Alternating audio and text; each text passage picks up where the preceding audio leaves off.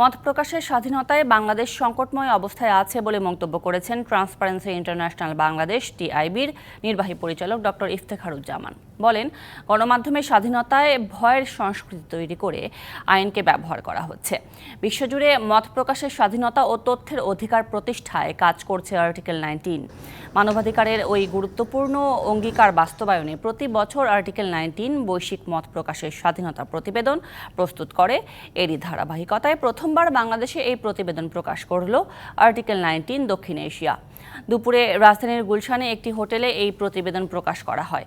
Article 19-এর দক্ষিণ এশিয়ার আঞ্চলিক পরিচালক শেখ মঞ্জুর ই আলম জানান, 2018 থেকে 2023 স্কোরের দিক থেকে একই জায়গায় আটকে আছে বাংলাদেশ। 2018 সালেও বাংলাদেশের স্কোর ছিল 12 বা সংকটজনক ক্যাটাগরিতে।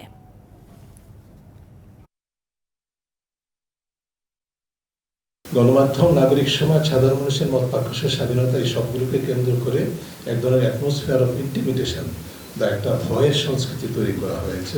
কিছু আইনি নীতিগত এবং প্রাতিষ্ঠানিক বন্ধন সৃষ্টি করে কোনো ভালো আইনেরও নেতিবাচক ব্যবহার এবং বিবর্তন আইনের হচ্ছে যে টার্গেটেড ব্যবহার, ব্যক্তির পরিচয় এবং অবস্থানের উপর ভিত্তি করে টার্গেট করা।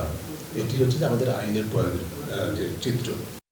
নগদে 500 টাকা বা তার বেশি পেমেন্টে পেতে পারেন ঢাকায় জমিসহ 20 কোটি টাকার পুরস্কার।